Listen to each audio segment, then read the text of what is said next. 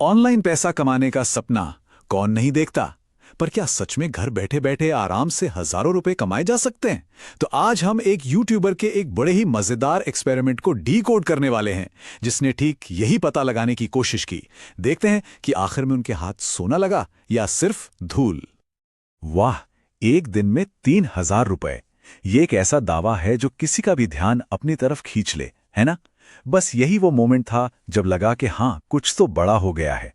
लेकिन क्या ये शुरुआती एक्साइटमेंट हकीकत में बदली? चलिए इसी की पड़ताल करते हैं।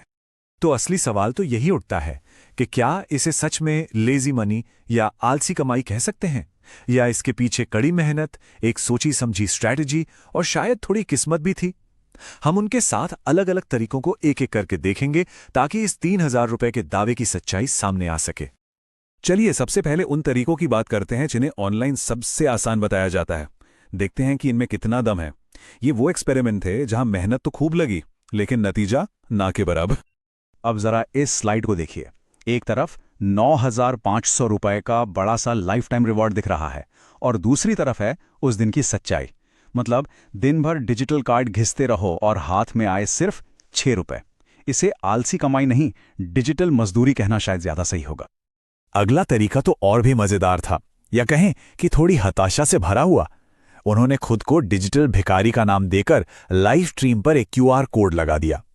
घंटों तक इंस्टाग्राम, फेसबुक और यूट्यूब पर लाइव रहने के बाद टोटल कमाई हुई सिर्फ 14 रुपए। इतने में तो आजकल एक कप चाय भी नहीं आती। इसके बाद कोशिश हुई फाइनेंशियल प्रोडक्ट्स बेचने की, जहां कमीशन काफी तगड़ा मिल सकता था। नतीजा, उस दिन एक भी सेल नहीं हुई। और ये जो 66 रुपए की कमाई दिख रही है ना, ये भी उस दिन की मेहनत से नहीं, बल्कि पुराने रेफरल्स से आई थी। मतलब ये कोशिश भी फेल। लेकिन यहां से कहानी में आता है एक मजेदार ट्विस्ट।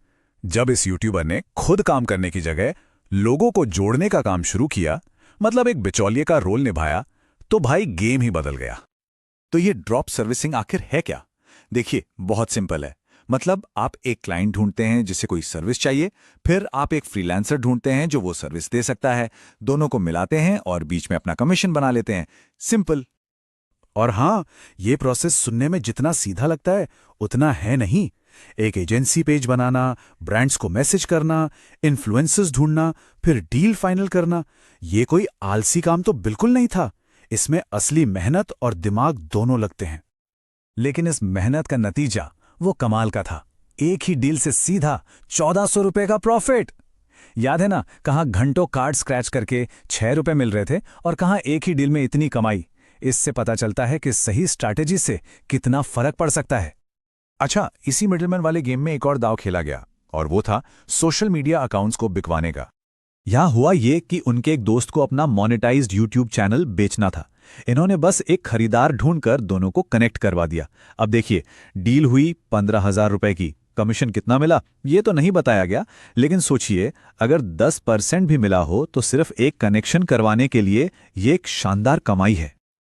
और अब आते हैं उस मेथड पे जिसने पूरा गेम पलट दिया। वो तरीका जिसने असल में 3,000 रुपए वाले टारगेट को हिट किया।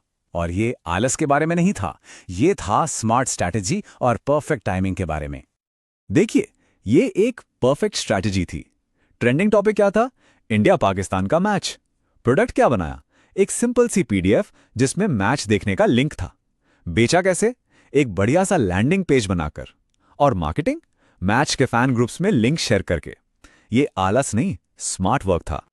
और इसका रिजल्ट एकदम जबरदस्त। बस इसी एक तरीके से एक ही दिन में 3,000 रुपए की कमाई हो गई।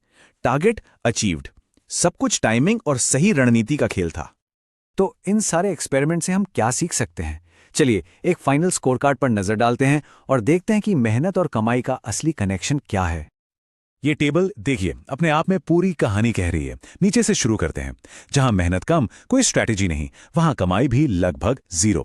और जैसे जैसे ऊपर जाते हैं, जहां दिमागी मेहनत और स्ट्रैटेजी है, वहां नतीजा भी बेस्ट है। पैटर्न एकदम साफ है ना? तो असली टेकअवे क्या है? यही कि ऑनलाइन पैसा कमाना आलसी लोगों का काम नहीं है। यह स्मार्ट होने, मौके को पहचानने और सही टाइम पर सही एक्शन लेने का खेल है। सबसे ज्यादा पैसा उस तरीके से बना जिसने दिमागी कसरत सबसे ज्यादा थी। तो शायद हमें ये लेजी मनी या आलसी कमाई वाला आइडिया ही दिमाग से निकाल देना चाहिए। असली गोल आलसी नहीं बल्कि स्मार्ट कमाई होना चाहिए। मतलब कम काम नहीं बल्कि सही काम करना। अपनी एनर्जी को उन कामों में बर्बाद करने से क्या फायदा जिनका कोई रिजल्ट नहीं।